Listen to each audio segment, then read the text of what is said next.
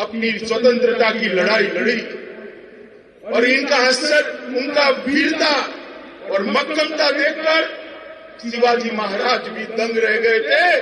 शिवाजी महाराज ने भी उनको बाद में उनका राज्य वापस देकर इस क्षेत्र की स्वतंत्रता की सम्मान किया। मित्रों, कई सारे ऐसे लोग हुए जिन्होंने यहां से स्वतंत्रता की जोत जलाई। रानी चेन्नम्मा और क्रांतिवीर संगोली रायन्ना, इनको कोई कैसे भूल सकता है। अंग्रेजों के खिलाफ सबसे पहले स्वतंत्रता का आह्वान करने वाले ये दोनों वीर हुतात्मा यही भूमि के थे और उन्होंने ये लड़ाई लड़ी और रायोली संगठन ने भी अपनी जान की आहुति देकर देश के लिए अपना सर्वोच्च न्यौछावर किया।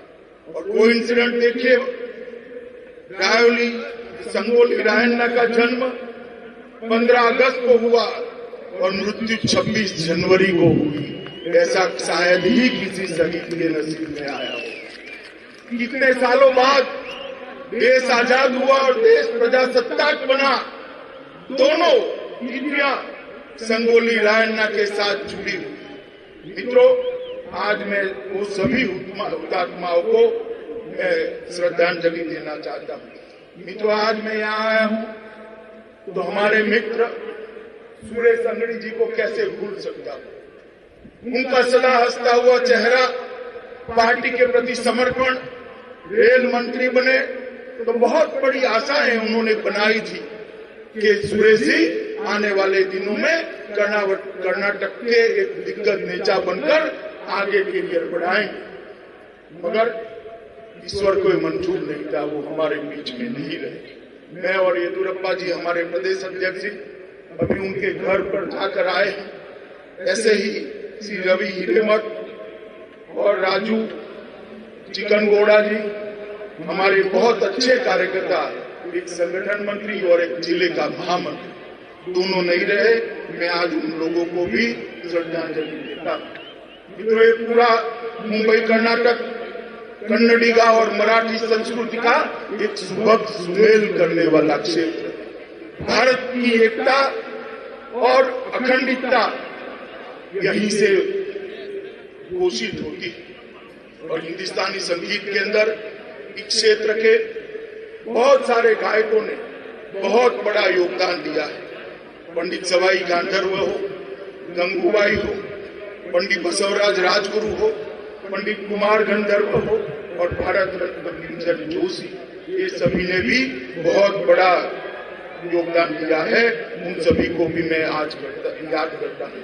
मित्रों, आज मैं जब यहाँ आया हूँ तो मेरा आने का मूल उद्देश्य तो यहाँ पर पंचायत चुनाव में जो प्रचंड विजय नलिन कुमार कटील और हमारे मुख्यमंत्री येदुरप्पा जी के नेतृत्व में हुआ है, इसकी कर्नाटक की जनता को और आप सभी चुने हुए प्रतिनिधियों को बधाई देने के लिए आए। मित्रों, कुल 5670 ग्राम पंचायतों में चुनाव हुआ, इसमें से 3142 अकेले भाजपा ने 55% से ज्यादा ग्राम पंचायत में विजय प्राप्त करी है। मैं आप सभी को कहता हूं कि जनता के आभार के लिए एक बार जोर से ताली बजाकर कर्नाटक की जनता का आभार किया। कुल 86,183 पंचायतों में से 45,000 से ज्यादा भारतीय जनता पार्टी के कार्यकर्ता चुन कर आए हैं। ये कर्नाटक की जनता का मैं तो बहुत आभारी हूं, क्योंकि मैं जब जब कर्नाटक आया, 14 में भी आया, 19 में भी आया और विधानसभा चुनाव में भी आया, आपने वोट से, कमल से हमारी झोली हमेशा भर दी है।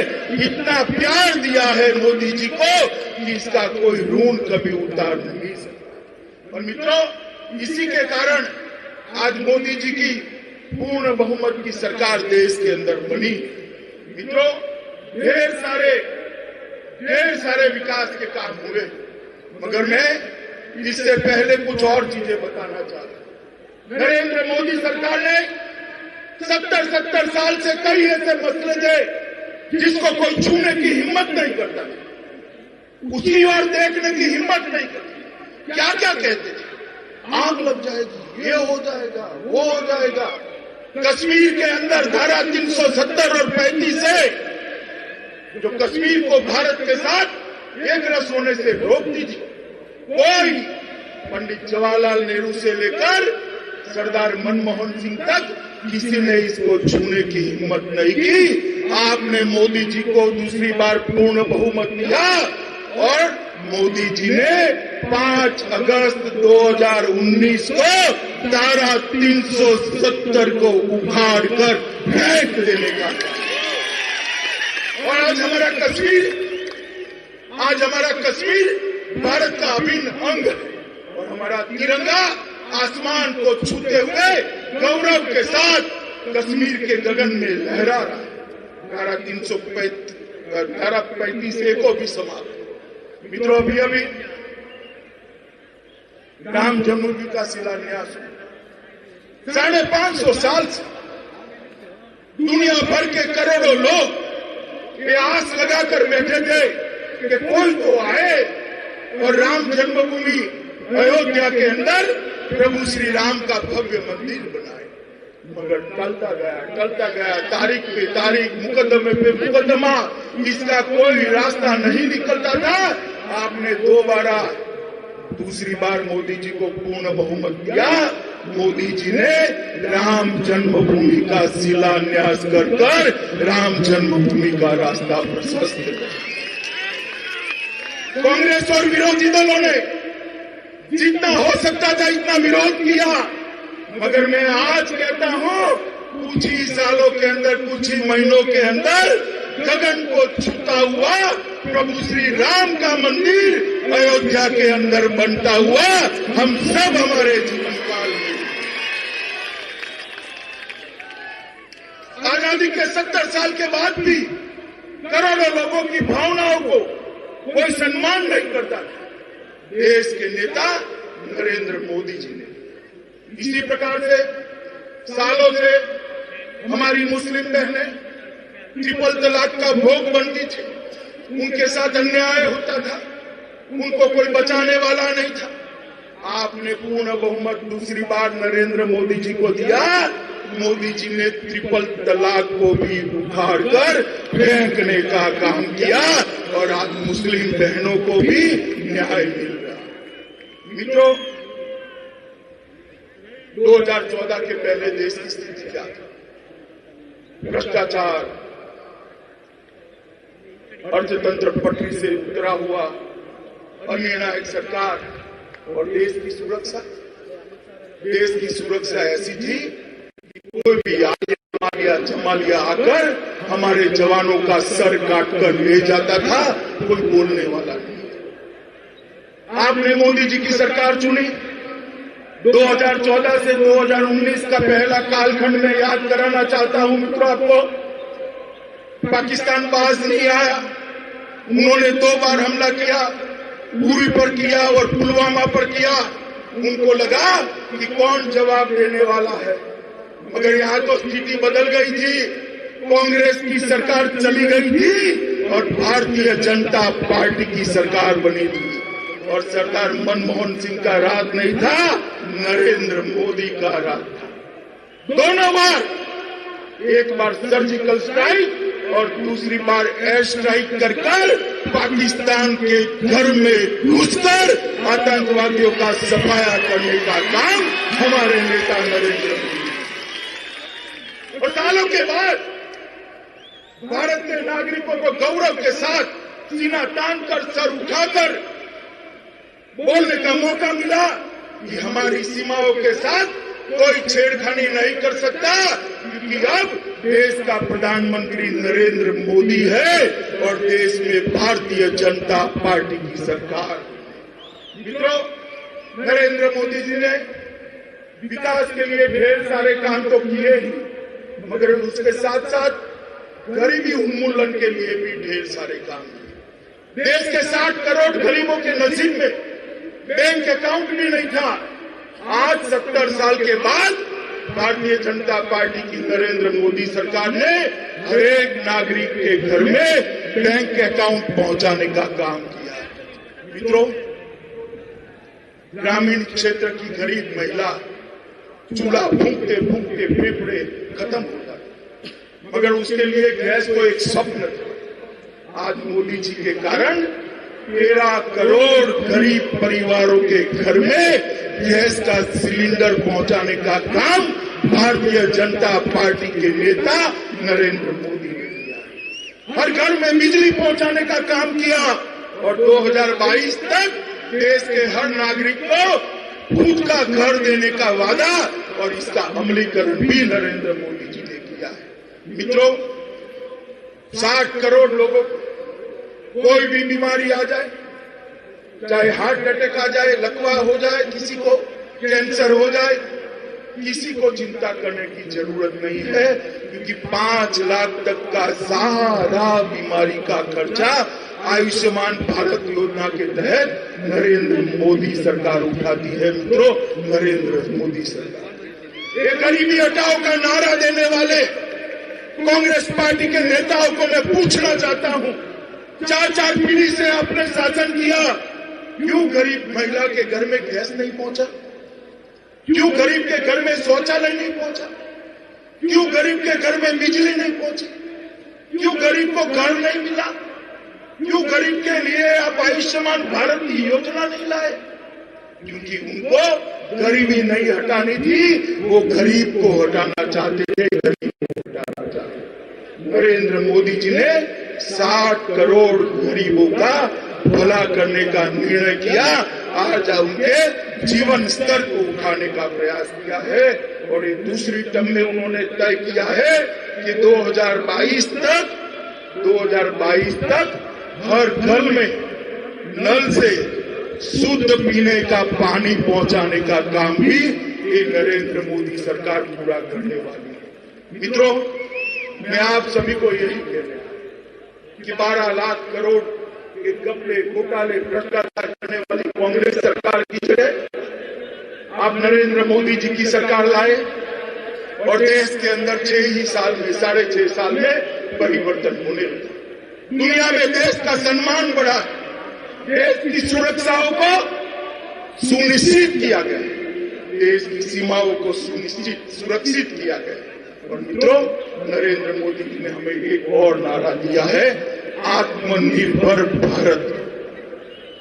हम सब भारत के लोग, 130 करोड़ लोग अगर भारत में बनी हुई चीजों का उपयोग करते हैं, इसका संकल्प लेते हैं, तो मैं आपको कहना चाहता हूं मित्रों, दुनिया की टॉप मोस्ट इकोनॉमी में भारत का नंबर ऑटोमेटिक आ जाएगा, कुछ और करने की जरूरत नहीं। मित्रों, मोदी जी ने जो आत्मनिर्भर भारत का नारा दिया है, इसके लिए हम सब ने संकल्प लेना पड़ेगा और साथ में मोदी जी ने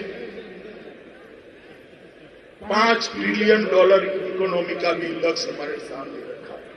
इसके साथ साथ ई ग्राम स्वराज और ई वित्तीय प्रणाली, हर गांव को कंप्यूटर से जोड़ना। जब मोदी जी का राज आया तब सिर्फ 100 ही गांव, इतने बड़े देश में सिर्फ 100 गांव, 6.5 लाख गांव में से 100 गांव ब्रॉडबैंड से जुड़े थे। आज लगभग 1,32,000 से ज्यादा पंचायतें ब्रॉडबैंड से जुड़ी हुई है और वो दिन दूर नहीं है कि हर गांव ब्रॉडबैंड से जुड़ जाएगा।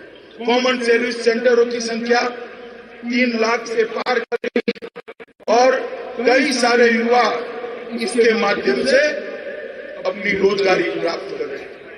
मित्रों, इतना बड़ा कोरोना का संकट आया, दुनिया भर में चर्चा थी कि भारत जैसे देश का क्या हो, 130 करोड़ की आबादी और हमारा स्वास्थ्य का इंफ्रास्ट्रक्चर भी ठीक नहीं है। परंतु मोदी जी के नेतृत्व में सबसे कम लोगों की विश्व में मृत्यु होने वाले देशों में भारत की गिनती की जाती है और सबसे ज्यादा मरीज अच्छे होकर अपने घर के अंदर वापिस पहुंचने का काम भी नरेंद्र मोदी ने किया है। और मोदी जी ने अब दुनिया का सबसे बड़ा वैक्सीनेशन का प्रोग्राम, टीकाकरण का कार्यक्रम हाथ में लिया और कांग्रेस वाले टीके पर सवाल उठा रहे। अरे भाई, आप कुछ कर नहीं सकते हो तो हम जानते हैं, सिर्फ आप विरोध कर सकते हो, मगर कोई कर रहा है इसको क्यों रोकते हो? मैं देश की जनता को विश्वास दिलाने आया हूं, हमारे ही देश में बने हुए दोनों टीके पूर्णतः सुरक्षित है। मोदी जी ने स्वयं इसकी निगरानी से ये पूरे टीकाकरण के कार्यक्रम का आयोजन किया है। मित्रों, कांग्रेस की बातों में मत आना। जिसका नंबर आए डिसिप्लिन तरीके से टीका लगाकर अपने आप को कोरोना से मुक्त करने का काम करिएगा। देखते देखते देखते पूरा देश कोरोना के भय से मुक्त हो जाएगा। इस प्रकार से भारत कोरोना के खिलाफ एक सुरक्षा कवच भी बना देगा। मित्रों, कोरोना के काल के अंदर सिर्फ कर्नाटक के अंदर प्रधानमंत्री गरीब कल्याण योजना के तहत 16 लाख मैट्रिक टन चावल और 38,000 मैट्रिक टन तूर दाल और 63,000 मैट्रिक टन चना वितरित किया। हर गरीब के घर में अनाज पहुंचे, खाना पहुंचे, उसकी चिंता की गई। 15 लाख मैट्रिक टन चावल, 2 लाख मैट्रिक टन रागी और 10,000 मैट्रिक टन ज्वार और 40,000 मैट्रिक टन और चावल ये नेशनल फूड सिक्योरिटी एक्ट के तहत अलग से बांटे गए। येदियुरप्पा जी ने ऑटो रिक्शा टैक्सी चालकों के लिए 5,000 रुपये का मुआवजा घोषित किया। लगभग 2.16 लाख लाभार्थियों को सीधा इनके बैंक अकाउंट में भेजा।